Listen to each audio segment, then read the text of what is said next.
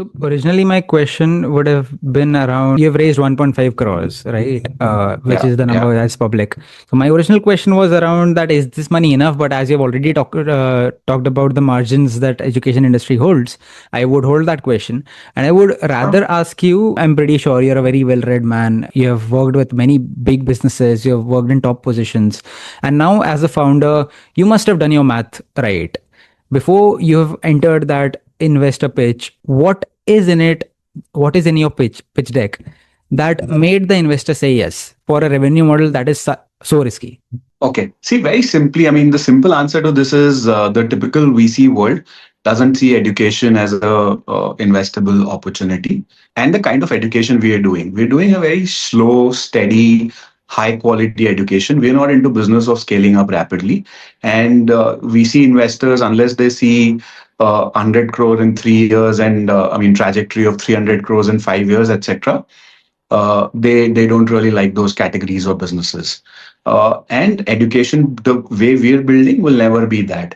It will be a cash-rich business. It will be a profitable business with high margins.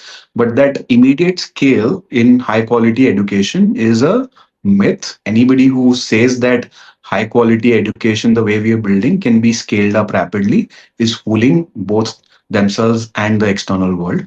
Yeah, so that's very simple, and hence while we spoke to VC investors, we knew that the interest is not going to be there. That was just for basic inputs and understanding their perspective. But largely, the money that we've raised is with people who value education, right? So everybody who's on our cap table is somebody who's really passionate about education and wants to play the long game of building a high quality education business.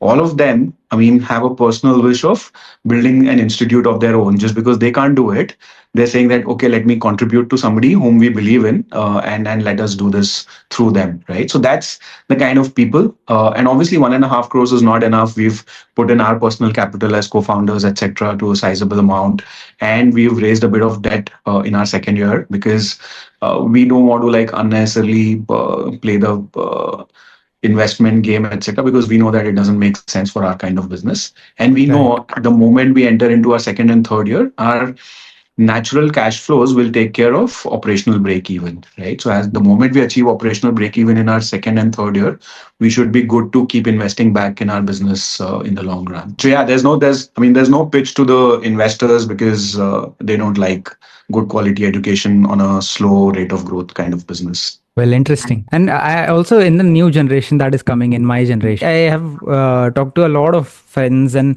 a lot of them share this ideology that they want to build an institute of their own, because we all are some way or the other fed up of the current education system of India. Yep. So I think there are like-minded people who are out there who are trying to serve with services like Crucible. Yeah, and yeah, absolutely. That's definitely a phenomenal thing to see in a business world where people are actually trying to create value. No, absolutely. See, I mean, the thing is, a lot of people and senior folks in businesses today, etc., want to contribute to good quality education, but they're not able to do that for one simple fact that, I mean, if it is just purely out of passion and interest, they can only dedicate certain amount of time, right? And they can't pull back time away from their regular work beyond a point.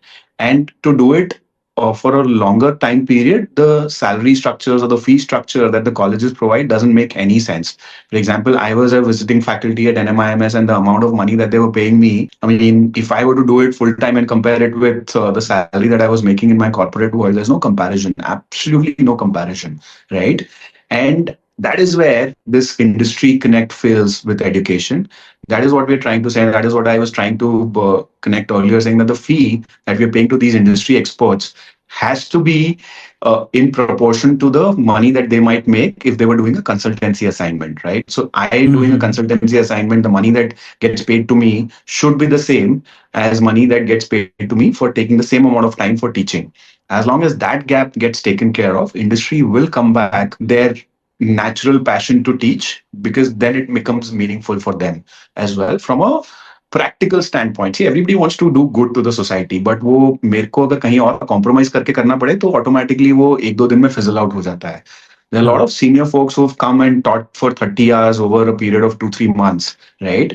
तो वो effort वो डालते हैं because they one have love for education, but also there's a monetary benefit. I mean, I am very sure that the moment I take that monetary benefit away, they will probably teach one batch. But for me to have them again for the next batch, impossible, because it requires high amount of effort on their part as well, right? So there has to be that added incentive and added motivation beyond just pure love of education, because फिर वो ना वो दो guest lecture बन के रह जाते हैं, then the education wala aspect goes missing, because it's just because we're calling industry experts doesn't mean that they're great teachers. We work with them a lot in the background to ensure that their expertise in the business world is also reduced to a simple level where the students are able to understand at their pace, right?